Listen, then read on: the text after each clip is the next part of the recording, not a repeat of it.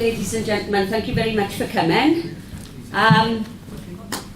Many years ago, Tom, here on my left, at the time I thought he was a little bit mad because I didn't know him all that well then. And he said, now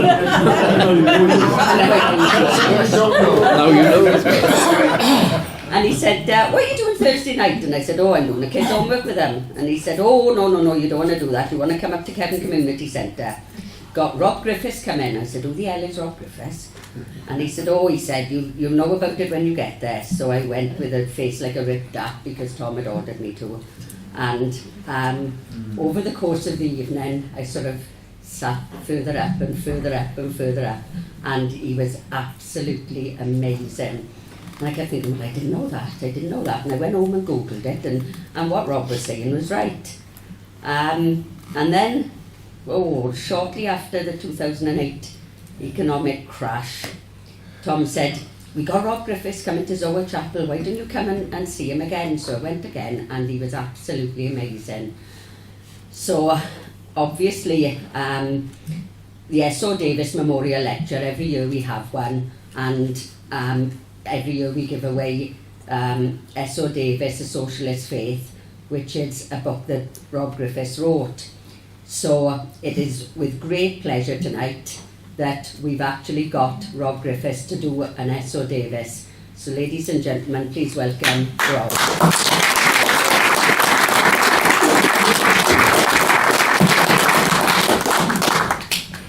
Diolch yn fawr iawn, Margaret. Margaret, Tommy, comrades and friends, it's always a pleasure to address a meeting in Merthyr Tydfil.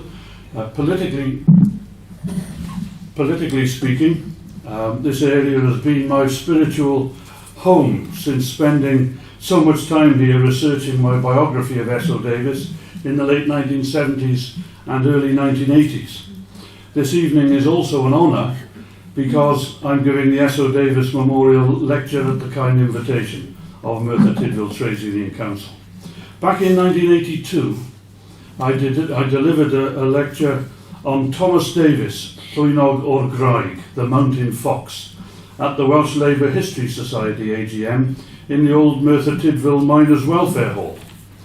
The Llwynog was S.O.'s father, a victimised miner who wrote a regular waspish column in the weekly Labour movement newspaper Llais Llafur, Labour Voice, in the 1870s, exposing the oppressive machinations of chapel deacons, colliery managers and their gaffers.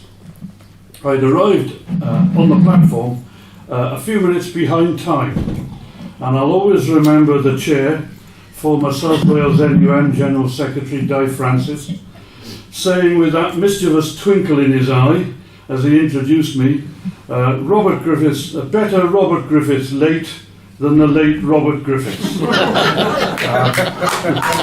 Some people today would no doubt disagree. The following year, 1983, the Merthyr Tydfil Trades Council invited me to deliver what was in effect the very first S.O. Davies Memorial Lecture to launch my biography, S.O. Davies, A Socialist Faith. Arthur Jones was there, of course, as was Fred the Red Sullivan, the AUEW official in whose building we were meeting. My title for this year's lecture, Leadership and Rebellion in the Labour Movement, is in honour of the fact that last year's lecture was delivered by Jeremy Corbyn, who has just graduated from the position of being the Parliamentary Labour Party's most prodigious rebel to that of being its leader.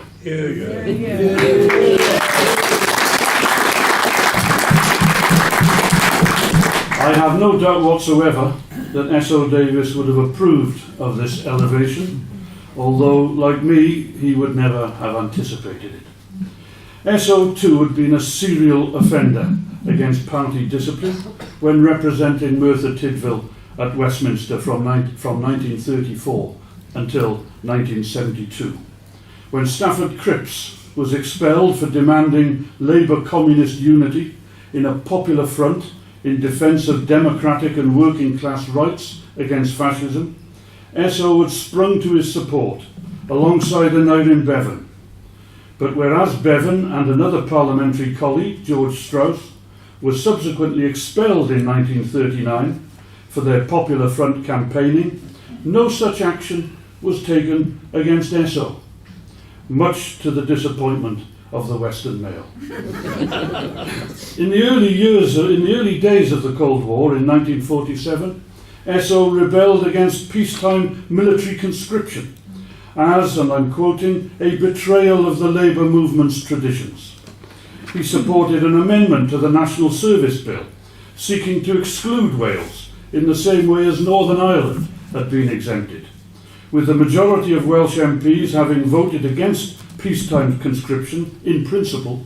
Backed by more than 700 Welsh trade union, community and religious organisations, Esso told the Commons that Wales hated compulsion from Westminster and Whitehall, who had forced 500,000 people to leave his country during the interwar depression. Tory leader Winston Churchill congratulated Labour's leaders for withstanding what he called the subversive, degenerate, feckless and crackpate elements in their midst, the crypto-communists and pacifists and other trends of left-wing opinion, as those leaders briefly relieved Esso of the Labour whip. Shortly afterwards, Esso joined other Labour MPs in wishing the Italian Socialist Party and its leader, Pietro Nenni, well in their electoral alliance with that country's powerful Communist Party. Labour's National Executive Committee reacted furiously and demanded a retraction.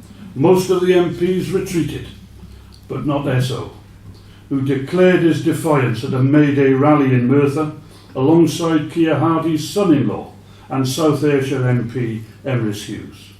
For months afterwards, Esso's label as one of the Nenni goats, as they were dubbed, was the source of much leg-pulling in his regular Saturday night haunt, the back room of the Crown.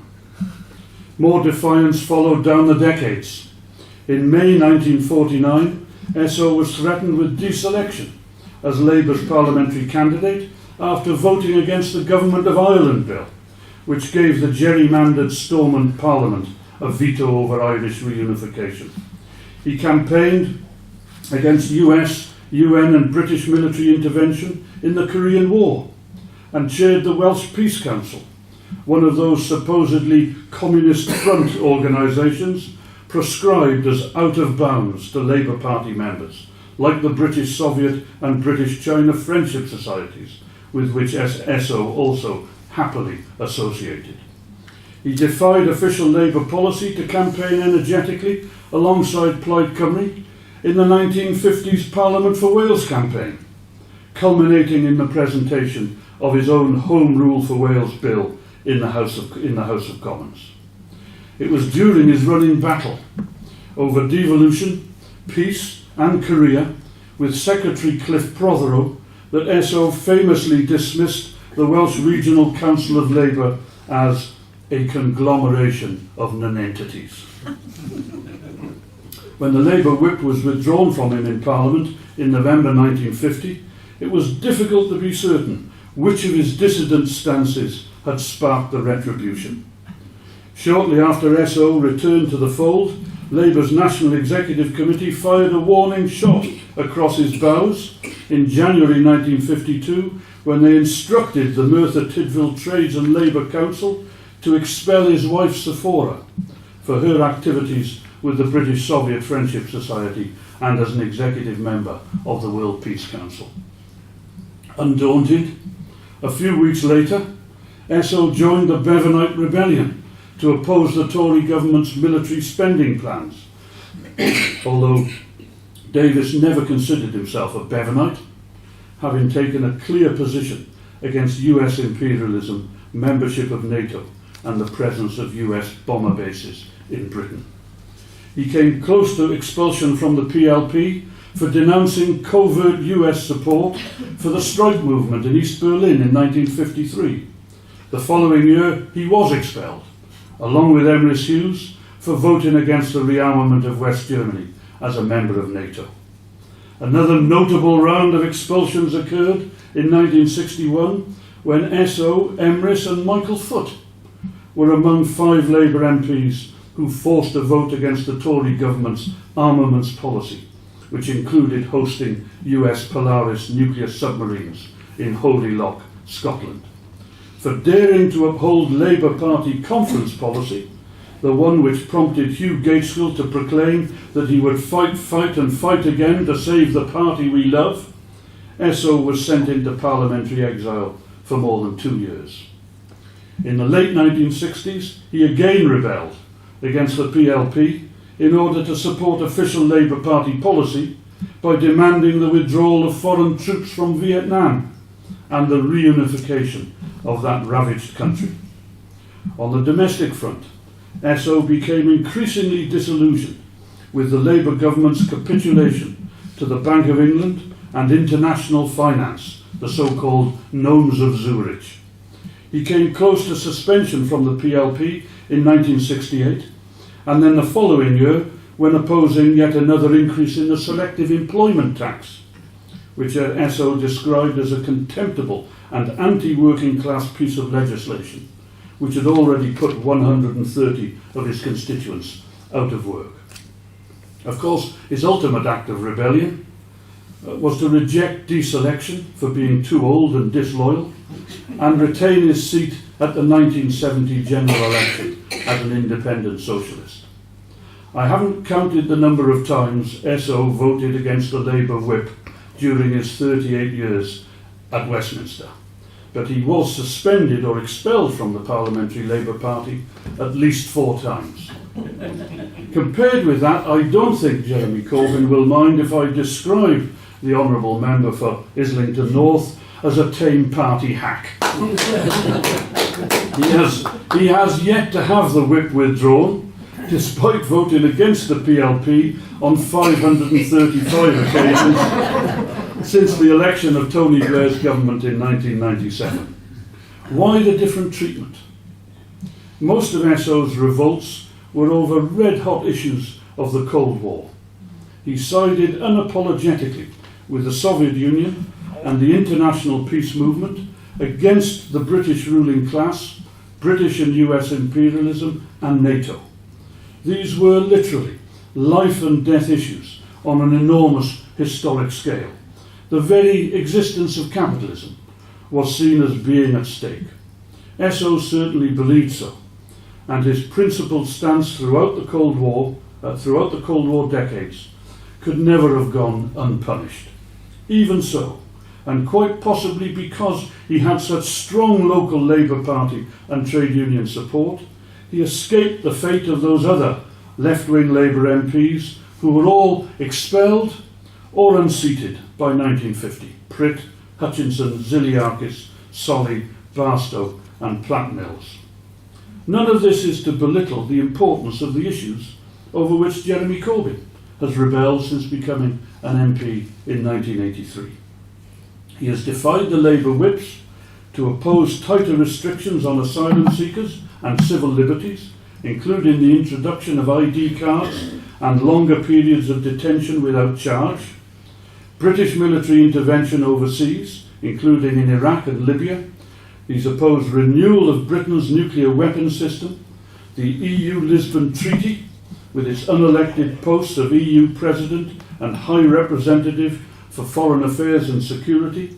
He's opposed subsidies for nuclear energy generation, foundation hospitals, higher university fees, the imposition of so-called independent school status, austerity measures including benefits cuts, the centralisation of planning powers and the fire service, the part privatisation of air traffic control, and the relaxation of gambling laws.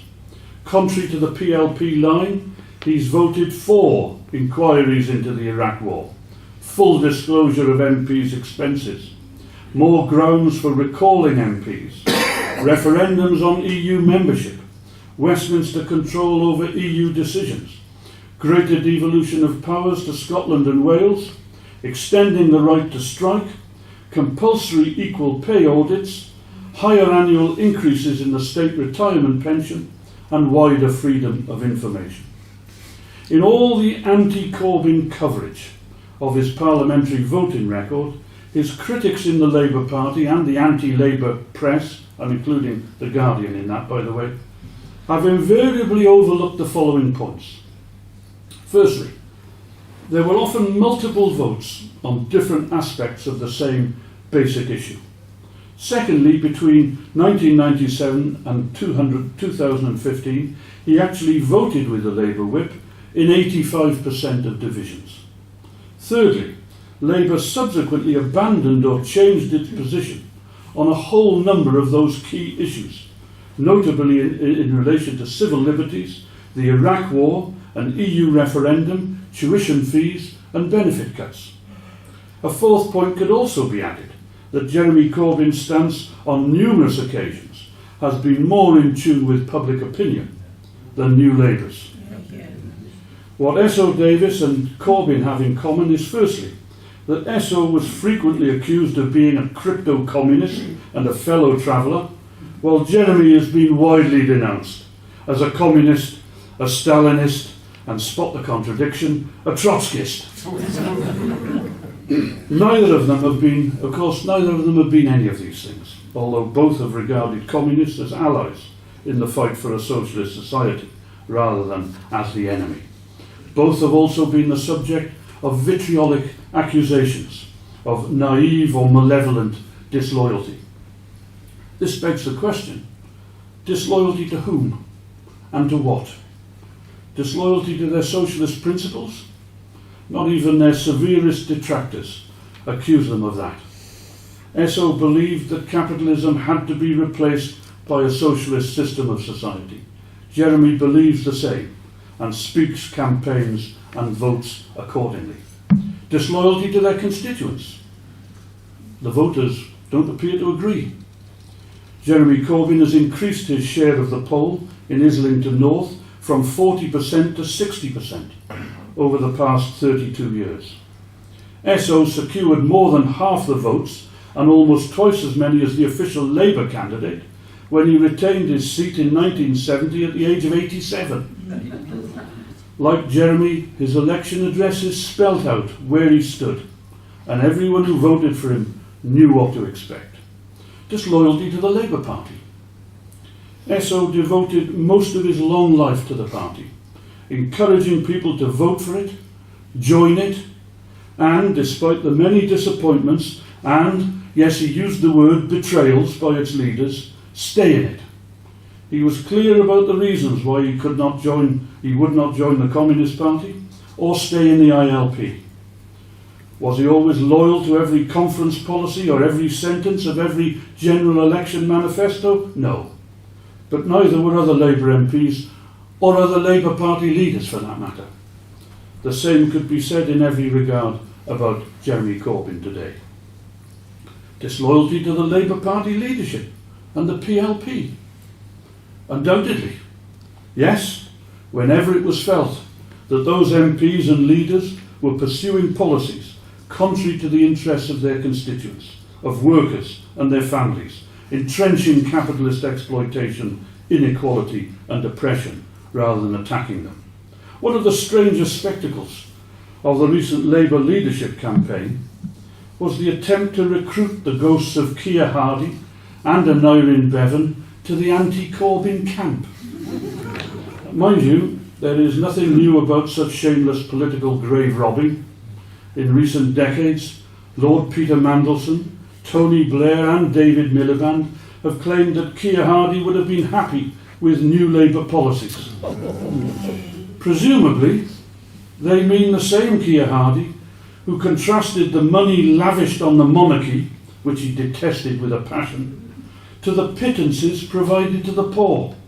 The Hardie who called for cooperative social ownership of all the great industries and utilities, and who died while vilified for his opposition to militarism and imperialist war.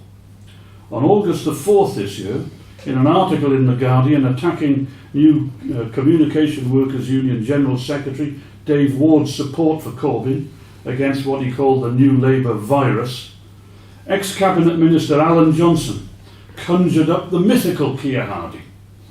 Referring to the formation of the Labour Representation Committee, the forerunner of the Labour Party, Johnson wrote this: "This was to be no debating society, no exclusive sect designed to making its members feel virtuous for being involved.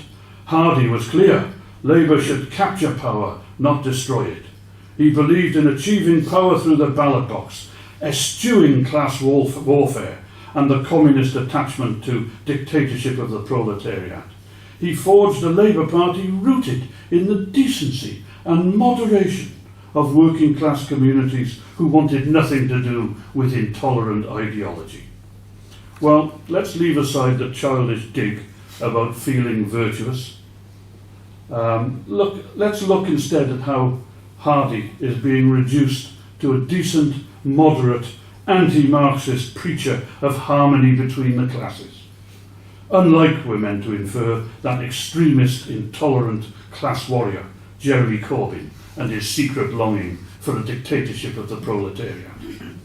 I ask again, is this the same Keir Hardie who supported workers during the ferocious transport and miners' strikes of 1911, 1912 and 1913, who condemned state violence in the sharpest terms, and whose newspaper articles in 1910, published as a pamphlet under the title "Karl Marx, the Man and His Message," praised the 1848 Communist Manifesto as the most fateful document ever written in the whole history of the working class movement, I'm quoting, "thanks Marx for his great discovery that history is the record of class struggles, and looks forward to the universal public ownership of economic property, putting an end to capitalism." It's true that Hardie decries those who elevate the class struggle into a sectarian dogma under the name of class war, as he said. He may have gone a little too far in gentrifying Marx and diluting his revolutionary strategy, but he certainly was not condemning Marxism as an intolerant ideology. Like Corbyn today, Hardie accepted that the struggle between the two great classes exists and must be won by the working class. Also, like Corbyn and Marx's closest collaborator, Friedrich Engels, Hardie believed that the popular franchise must be fully utilised because revolutionary change would not be brought about by what he called small conscious minorities at the head of unconscious masses. Alan Johnson contrasted Corbyn's cheerful disloyalty, as he describes it, to a procession of Labour leaders, to the, quoting again, "loyalty and discipline of the rest of us that created the NHS, the Open University, and all the other achievements of previous Labour governments."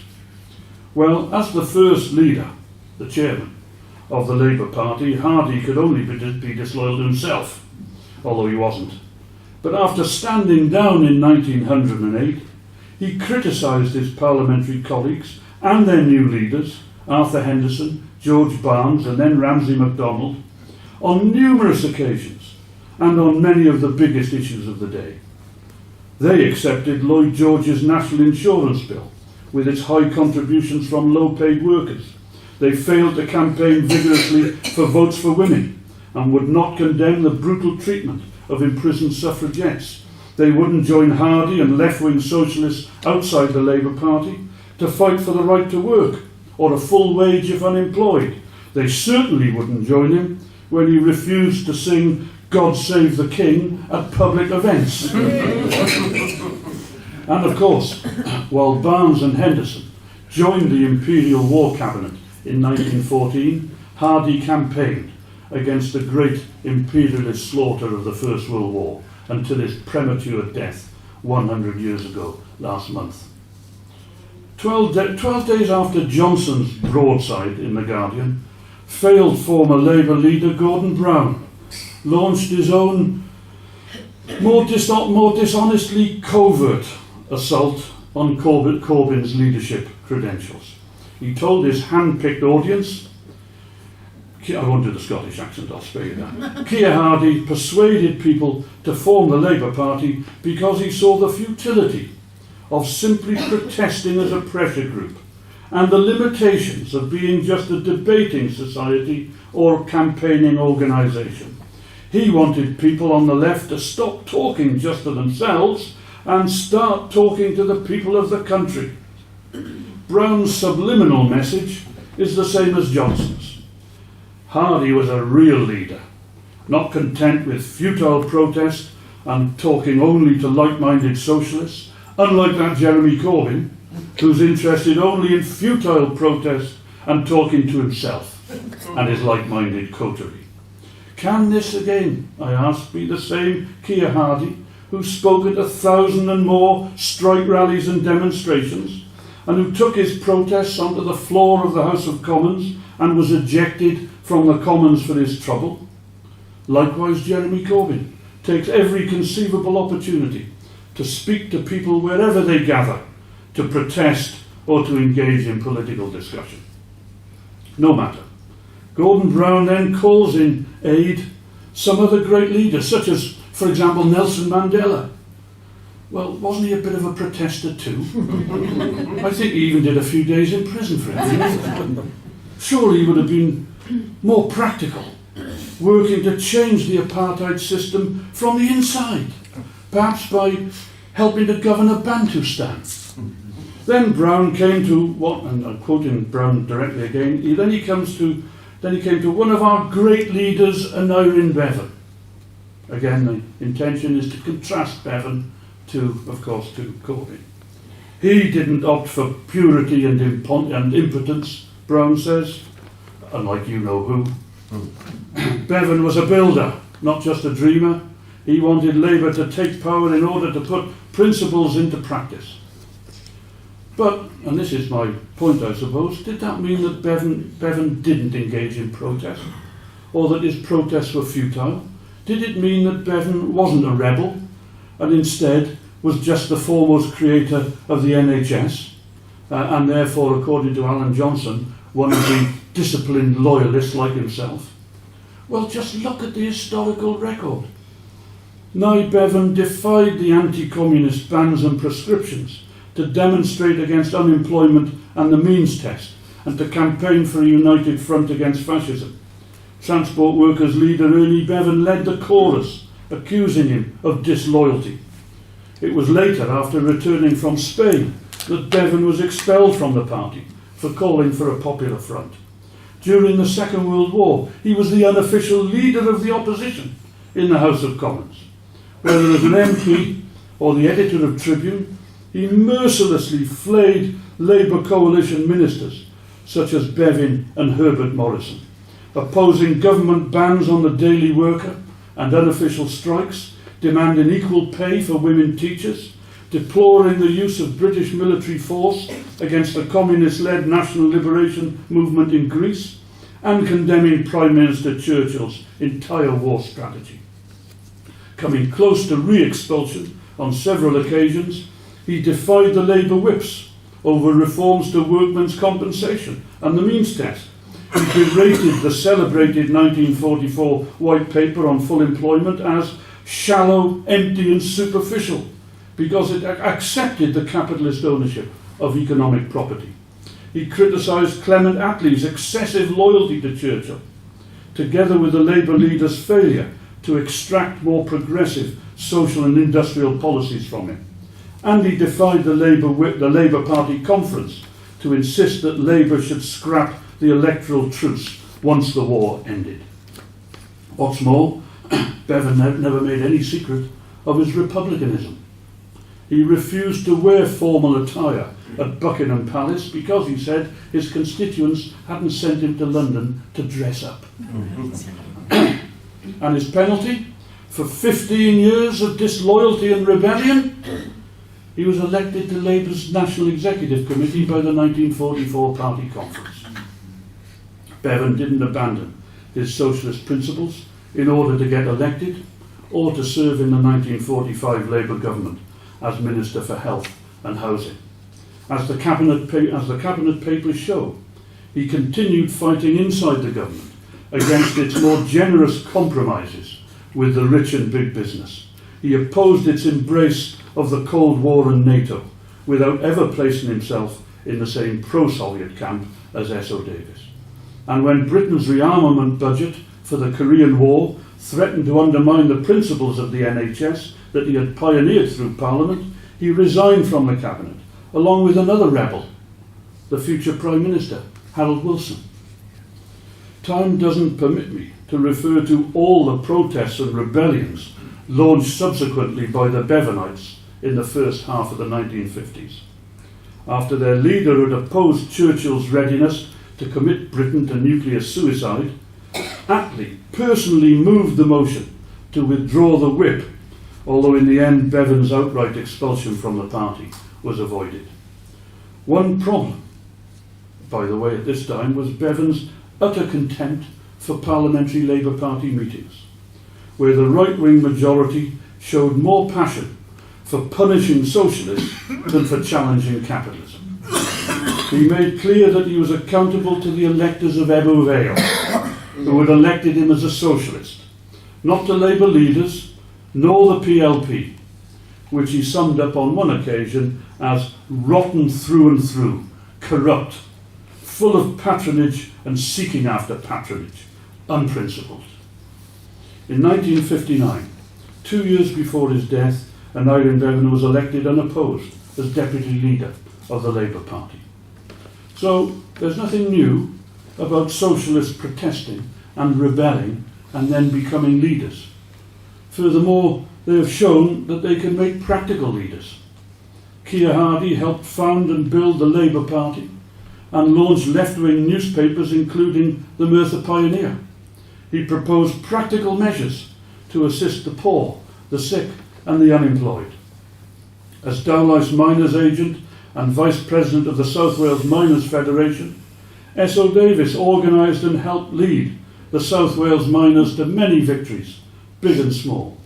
As a councillor, alderman and MP, he campaigned to save the very existence of Merthyr Tydfil during the Great Depression, secured vital factories and jobs during and after the war, chaired the Welsh Parliamentary Party and put forward practical policies for a Welsh Parliament decades before his time and fairer compensation for pneumoconiosis victims.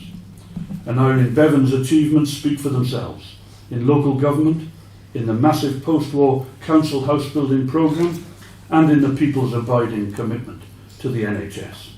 We shall see whether Jeremy Corbyn can, with enough support, overcome the substantial pro-big business, anti-socialist elements in Labour's ranks to turn his principles into policies that can win the election of a left government in Britain and then put those principles and policies into practice. There, comrades and friends, is a challenge for all of us to meet. Yeah.